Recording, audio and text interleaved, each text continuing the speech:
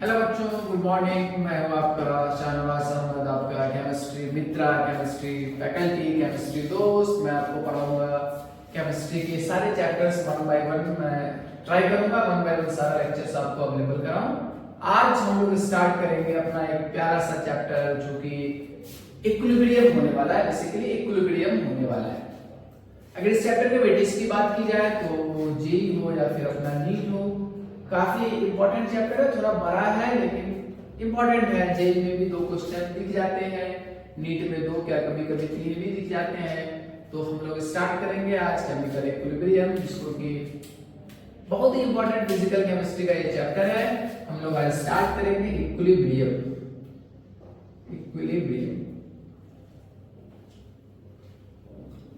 अगर बात की जाए तो इक्विलिब्रियम हम लोग यहाँ पे 2 यूनिट्स में इसको डिवाइड करके पढ़ते हैं। 2 डिफरेंट यूनिट में पढ़ते हैं। एक हमारा होता है केमिकल इक्विलिब्रियम और एक होता है हमारा आयनिक इक्विलिब्रियम। इसकी चर्चा की जाए तो इक्विलिब्रियम जो हमारा कोर्स है, इक्विलिब्रियम को हम लोग उस कोर्स में 2 यूनिट में पढ़ेंगे। एक हमारा सबसे पहले पढ़ेंगे केमिकल इक्विलिब्रियम,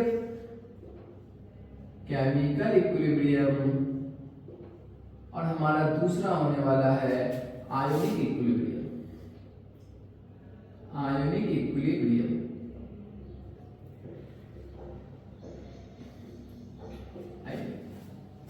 2 यूनिट में दोनों से एक दोनों अपने आप में बराबर मेजर यूनिट है। दोनों से क्वेश्चंस आते हैं। हम लोग आज सबसे पहले तो समझने की कोशिश करते हैं कि ये इक्विलिब्रियम है क्या। व्हाट इज इक्विलिब्रियम, किसको इक्विलिब्रियम बोलते हैं। आप लोग में से बहुत लोग जान भी रहे होंगे। आइए मैं भी समझाने की कोशिश करता हूं कि इक्विलिब्रियम क्या है। सपोज करते हैं हमारे पास एक वाटर टैंक है। क्या है हमारे पास? एक ये वाटर टैंक है, एक कोई भी कंटेनर है वाटर का कोई भी कंटेनर है हमारे पास, जिसमें वाटर फिल है। यहाँ तक मान लीजिए इसमें क्या हमारे पास पानी भरा हुआ है। यहाँ तक हमने मान लिया कि यहाँ तक इस टैब में पानी भरा हुआ है। ये वाटर लेवल है। यहाँ तक इसमें वाटर है। मान लो h हाइट, मान लेते हैं h हाइट तक इसमें वाटर फिल किया गया है। अब क्या करते हैं, इसमें हम वाटर का और सप्लाई करते हैं। एक डायरेक्शन से इसमें वाटर सप्लाई करते हैं। हम लोग क्या करते हैं, किसी सोर्स के थ्रू इसमें कुछ वाटर ऐड कर रहे होते हैं। इधर से हम लोग इसमें वाटर ऐड कर रहे हैं। अब इसका कुछ रेट होगा। मान लीजिए कि 10 लीटर पर मिनट, 20 लीटर पर मिनट, वो इसका रेट होगा। अपन मान लेते हैं कि यहाँ पे 5 लीटर पर मिनट के रेट से हम लोग यहाँ पे पानी डाल रहे हैं। और उसी टाइम पे उसी समय में क्या करते हैं, एक हम लोग यहाँ से एक विड्रॉल सिस्टम भी बना लेते हैं, जिससे कि यहाँ से पानी हम लोग निकाल रहे हैं, यहाँ से पानी को रिलीज भी हम लोग करवा रहे हैं। अगर मान ले यहाँ पे भी अगर पानी का आउटफ्लो का रेट, जो आउटफ्लो करवा रहे हैं और जो इनफ्लो करवा रहे हैं, यहाँ पे पानी हम लोग इसमें ऐड कर रहे हैं और यहाँ पे वाटर हम लोग बाहर विड्रॉ करा रहे हैं। तो अगर मैं कहूं कि जो विड्रॉ कराने का रेट है, वाटर को बाहर निकालने का रेट है, अगर वो भी 5 लीटर पर मिनट हो जाए तो क्या होगा बेटा? क्या दिखेगा आपको यहाँ पे? मेरे समझ से तो तुमको यही दिखेगा कि जो पानी का लेवल है वो चेंज नहीं होगा। वो पानी का लेवल h हाइट तक अभी भी है, 10 मिनट बाद भी h हाइट तक रहेगा, 15 मिनट बाद भी।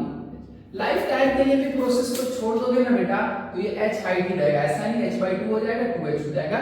इतना पानी इसमें तो रहने ही वाला है। क्यों?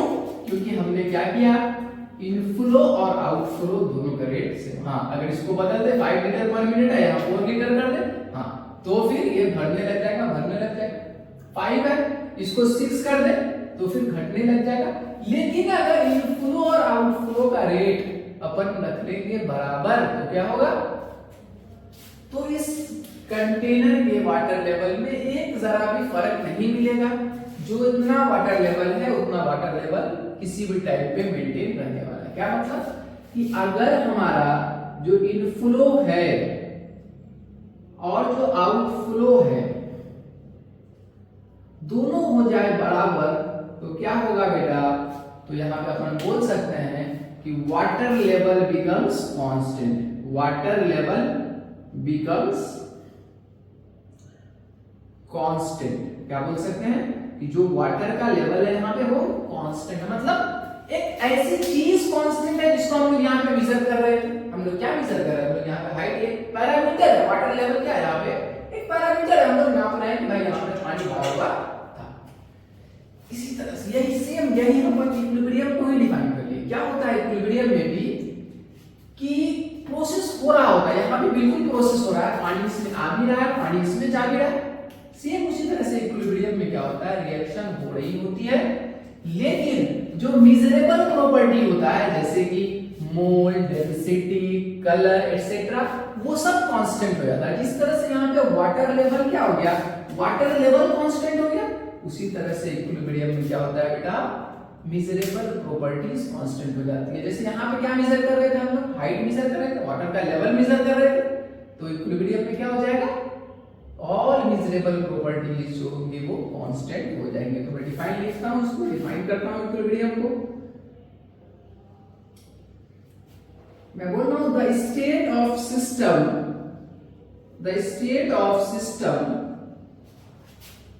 at which all the measurable properties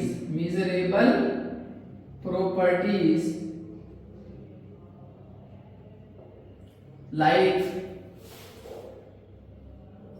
mole, color, pressure, density, etc. becomes constant.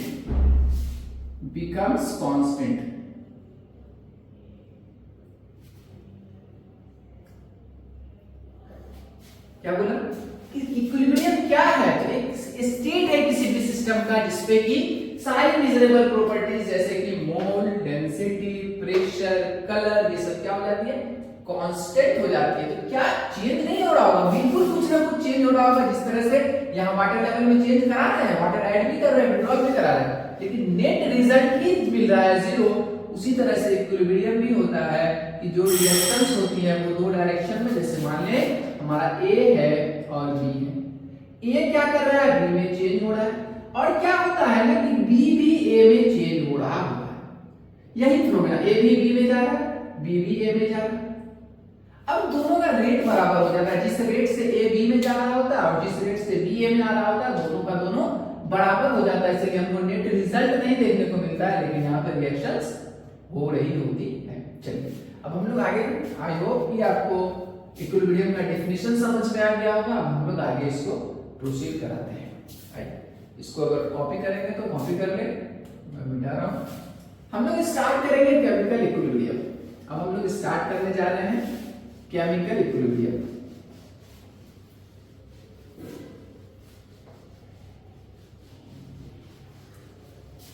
हम लोग स्टार्ट कर रहे हैं अपना केमिकल इक्विलिब्रियम।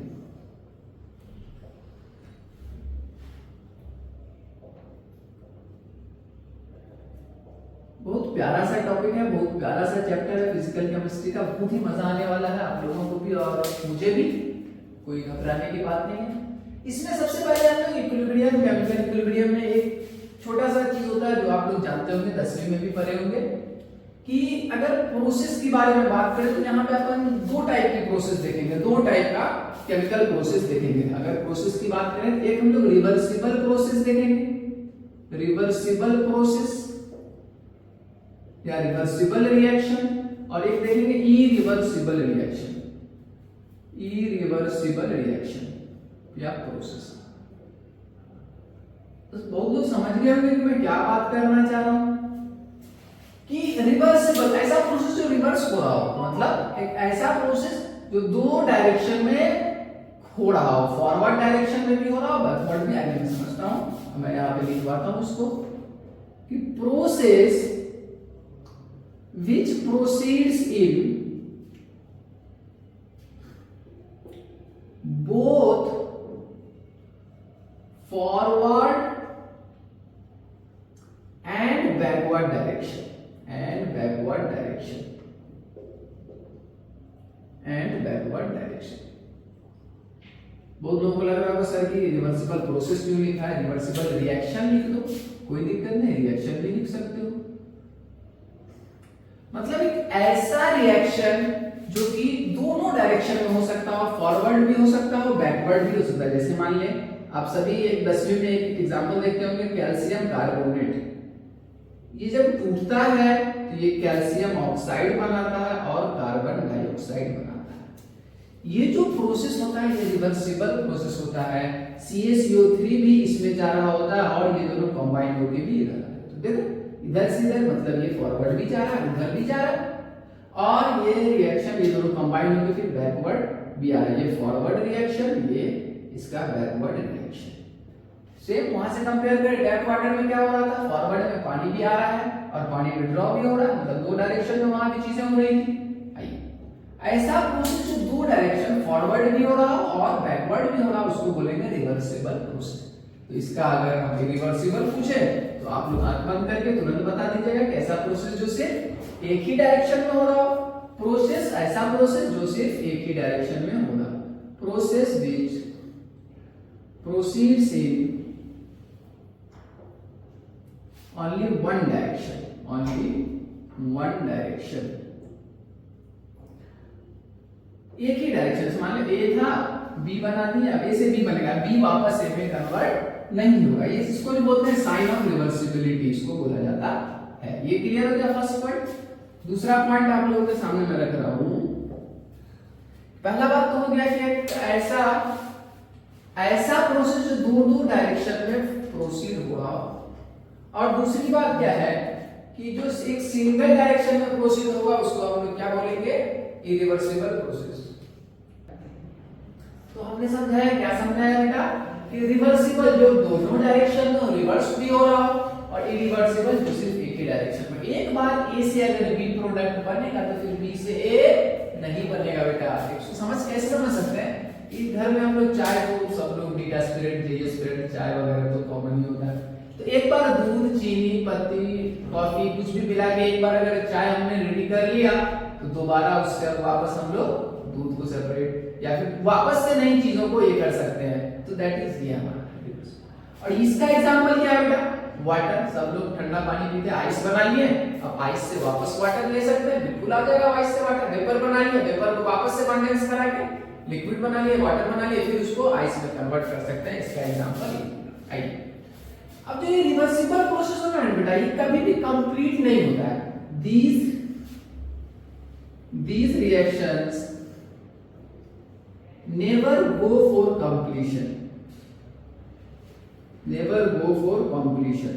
ये रिएक्शंस जो होती है ना वो कभी भी कंप्लीट नहीं होती है। ये रिएक्शंस इक्विलिब्रियम को अटेन कर लेती है और कभी भी कंप्लीट नहीं होती है। and attain equilibrium,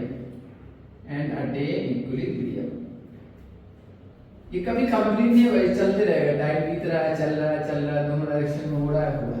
लेकिन यहाँ पे क्या होगा, ये रिएक्शन कंप्लीट हो जाती है एकदम और प्रोडक्ट फॉर्म हो जाता है। these reactions goes for completion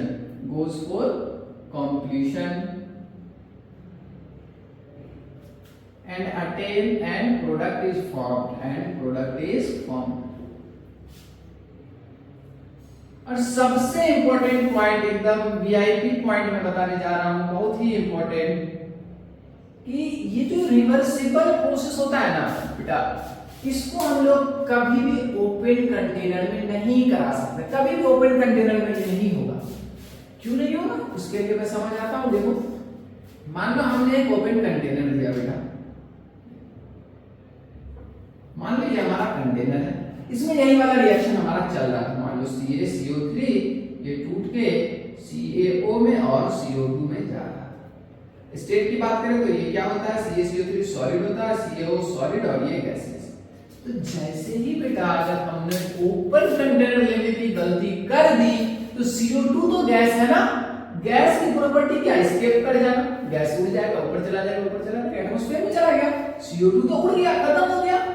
अब ये रिएक्शन फॉरवर्ड तो जाएगा, लेकिन क्या ये बैकवर्ड आएगा क्या? ये रिएक्शन दोनों है ही नहीं। CO2 तो वेपर बन के चला गया, CO2 तो ऊपर चला गया, अब सिर्फ CaO बचा। क्या सिर्फ CO3 बना पाएगा? बिल्कुल नहीं बना पाएगा। तो इसलिए मैं बोल रहा हूं यहाँ पे मोस्ट रिक्वायरमेंट क्या है कि हमारा कंटेनर कैसा होना चाहिए। इस वाले प्रोसेस में कंटेनर जो है वो बेटा क्लोज्ड कंटेनर होना चाहिए। जो रिवर्सिबल प्रोसेस है वो कहां पे होती है? क्लोज्ड कंटेनर के अंदर। क्यों नहीं हो सकती ओपन के अंदर? तो तुम लोग समझ गए होंगे कि अगर कोई भी गैसियस प्रोडक्ट बनेगा, कोई भी अगर गैस बनेगा तो गैस आसानी से एस्केप कर जाएगा। अब जब एस्केप कर गया तो ये बैकवर्ड फिर कैसे आएगा? सिर्फ CaO जो है वो CaCO3 थोड़ी ना बना पाएगा, कॉमन सी बात है, नहीं बना पाएगा। इसलिए हम लोग ये कहां पे करते हैं? क्लोज्ड कंटेनर में। अच्छा बेटा ओपन में क्यों नहीं करा सकते हैं? ओपन कंटेनर में क्यों नहीं करा सकते हैं? तो यहाँ पे एक पॉइंट लिख लेना, अगर ओपन कंटेनर ले लिए कोई गैस बन रहा होगा तो गैस क्या हो जाएगी? यहाँ पे गैस विल एस्केप, गैस उड़ जाएगी, ऊपर चली जाएगी, एटमॉस्फेयर में चली जाएगी। इसके साथ कोई ऐसा नहीं है, इसको कहीं भी करा सकते हैं। अकर्स इन ओपन कंटेनर में भी करा सकते हैं, occurs in open container also. ठीक है, तो यहां तक मैं आई होप आपको समझ। 3 पॉइंट मैंने बस बताया, कुछ भी नहीं बताया। रिवर्सिबल जो दोनों डायरेक्शन में हो रहा, इरिवर्सिबल जो सिर्फ एक ही डायरेक्शन में हो रहा। दूसरा पॉइंट मैंने बताया कि जो रिवर्सिबल रिएक्शंस होती है ये कभी भी कंप्लीट नहीं होती है, ये इक्विलिब्रियम को अटेन कर लेती है, और ये जो है इरिवर्सिबल ये कंप्लीट हो जाती है और प्रोडक्ट फॉर्म कर लेती है। थर्ड जो है सबसे इंपॉर्टेंट पॉइंट क्या बताया मैंने कि जो रिवर्सिबल प्रोसेस है ना वो हम लोग क्लोज्ड कंटेनर में करवाते हैं। क्यों नहीं ओपन में करवा सकते हैं? तो अगर ओपन में करवा दिया तो गैस एस्केप कर जाएगा। इसके साथ ऐसी कोई मजबूरी नहीं है, इसको हम लोग कहीं भी करवा सकते हैं। चलिए आगे बढ़े। आई होप समझ में आ रहा है आप लोगों को, हर एक चीज क्रिस्टल क्लियर हो रही होगी। चलिए आगे बढ़ते हैं, नोट करेंगे तो इसको पॉज करके नोट कर लें आप लोग।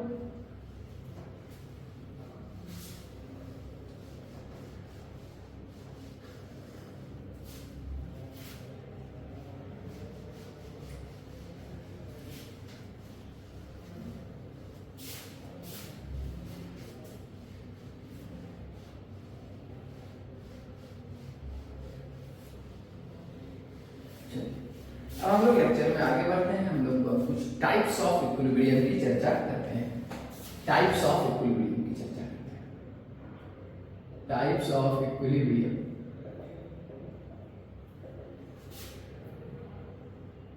तो बेसिकली अगर हम लोग बांटना चाहें उसके फेज के बेसिस पे, उसके स्टेट के बेसिस पे, तो यहाँ पे हम कहेंगे कि 2 तरह का इक्विलिब्रियम होगा, फिजिकल इक्विलिब्रियम और केमिकल इक्विलिब्रियम। 2 तरह के इक्विलिब्रियम की चर्चा करेंगे। First one is physical equilibrium,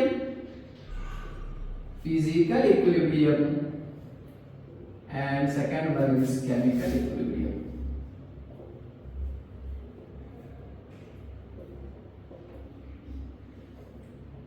दोनों के बारे में चर्चा करेंगे हम, फिजिकल और chemical equilibrium.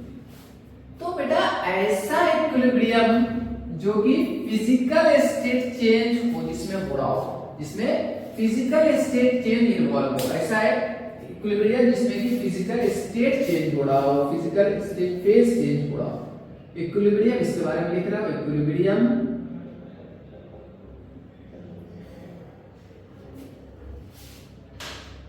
involving physical state change।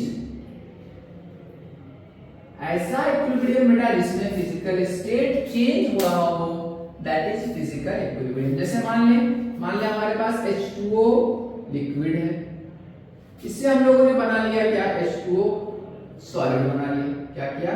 H2O solid. Ice बना लिया, लिक्विड से आइस बना लिया, और आइस से फिर भी लिक्विड भी बन रहा है। दोनों प्रोसेस दोनों डायरेक्शन में चल रहा है। और मान लिया और भी एग्जांपल देख सकते हैं इसका, H2O सॉलिड से लिक्विड बना लिया, H2O सॉलिड से गैस बना लिया डायरेक्ट, चलो बिना लिक्विड में गए हुए गैस बना लिया। अच्छा एक बात 10वीं करके आए हम लोग सब लोग। यहाँ पे इस प्रोसेस को कुछ नाम दिया जाता है। जब कोई भी सब्सटेंस डायरेक्ट सॉलिड से गैस में जा रहा होगा, जिसको क्या बोलते हैं बेटा, मालूम है क्या? इसको हम लोग बोलते हैं सब्लिमेशन। ये कौन सा प्रोसेस है? सब्लिमेशन। और देखिए अगर मान लिया हमारा H2O लिक्विड से गैस में जा रहा होगा, वेपोराइजेशन, यहाँ पे H2O गैस में चला गया। तो इस तरह का अगर प्रोसेस है, इस तरह का इक्विलिब्रियम है, तो उसको हम लोग फिजिकल इक्विलिब्रियम बोलेंगे। और केमिकल इक्विलिब्रियम मतलब ये एक ऐसा इक्विलिब्रियम जो कि केमिकल कंपोजिशन चेंज हुआ हो, जिसमें केमिकल स्टेट इन्वॉल्व हो रहा, कैसे देखें, इक्विलिब्रियम इन्वॉल्विंग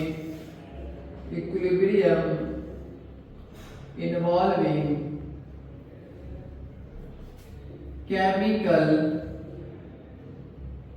कंपोजिशन चेंज या फिर chemical changes, composition changes. For example देखिए, मान लें हमारे पास क्या है कि मान लें हमारे पास HI है, मान लें 2 मोल HI लिए, ये टूट जाता है इसमें, ये H2 में और I2 गैस में। देखिए बेटा इस तरह, और भी लेना और भी ले सकते हैं। PCl5 जो है वो PCl3 में और Cl2 गैस में टूट जाता है। इस तरह के इक्विलिब्रियम को हम लोग केमिकल इक्विलिब्रियम की कैटेगरी में रखेंगे, और इस तरह के इक्विलिब्रियम इस टाइप के जहां पे सिर्फ फिजिकल स्टेट चेंज इन्वॉल्व होगा उसको हम लोग फिजिकल इक्विलिब्रियम के कैटेगरी में रखेंगे। आई होप समझ में आ रहा है आप लोगों को एकदम बारीकी से। चलिए आगे बढ़ते हैं, अगला टाइप देखते हैं, इसको कॉपी करेंगे तो कॉपी कर ले। आगे बढ़ते हैं तो और एक केसेस हमारा हो सकता है, अब हम लोग जो है ना, जो रिएक्टेंट है, जो प्रोडक्ट है, उसकी स्टेट के बेसिस पे कि जो इन्वॉल्व है, जो चीज है उसके बारे में बात करते हैं कैसे क्या। तो अब हम लोग जो है ना यहाँ पे 2 टाइप की इक्विलिब्रियम की चर्चा कर सकते हैं। एक हमारा होमोजीनियस इक्विलिब्रियम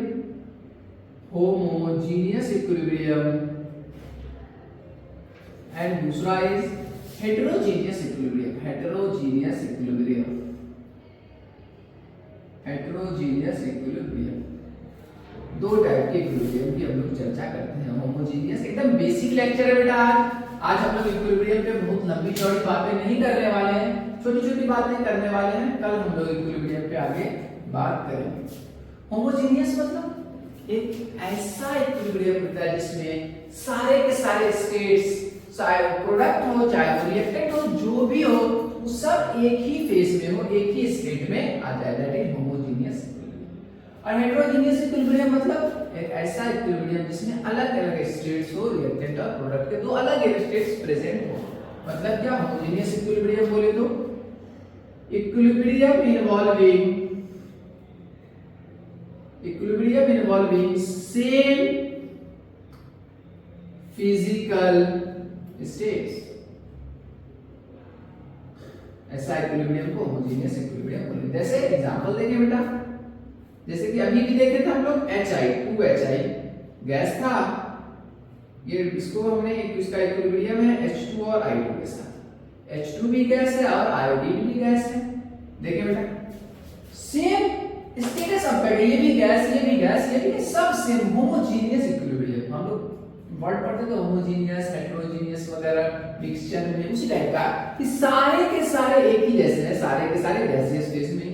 और देखें और भी एग्जांपल हो सकता है, PCl5 है अगर गैसियस फॉर्म पे, ये इसका इक्विलिब्रियम PCl3 के साथ और Cl2 के साथ। तो ये सब किसका एग्जांपल है बेटा, ये सब होमोजीनियस इक्विलिब्रियम का एग्जांपल है। हेटेरोजीनियस सब लोग आइडिया लगा लिए होंगे, मतलब कि सेम फिजिकल स्टेट में अलग-अलग फिजिकल स्टेट को इन्वॉल्व कर रहा हो, ऐसा इक्विलिब्रियम जो कि अलग-अलग फिजिकल स्टेट को इन्वॉल्व कर रहा होगा, मतलब इक्विलिब्रियम है इन्वॉल्विंग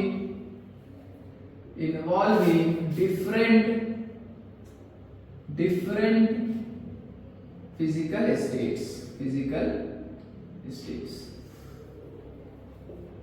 जैसे कि एग्जांपल देखेंगे अगर इसका हम लोग, तो क्या देखेंगे बेटा, एग्जांपल अगर देखना है इसका, वही कैल्शियम कार्बोनेट वाला एग्जांपल देख ले, सॉलिड फॉर्म पे रहता है, इसका इक्विलिब्रियम किसके साथ होगा, कैल्शियम ऑक्साइड सॉलिड और CO2 के साथ इसका इक्विलिब्रियम होता है। तो देखिए बेटा यहाँ पे सॉलिड भी इन्वॉल्व है, गैस भी इन्वॉल्व है, दोनों लोग इन्वॉल्व है। तो इस टाइप के इक्विलिब्रियम को हेटेरोजीनियस इक्विलिब्रियम, और जहां पे एक ही सिर्फ gas gas gas gas gas gas, तो इस टाइप के इक्विलिब्रियम को होमोजेनियस इक्विलिब्रियम बोलेंगे।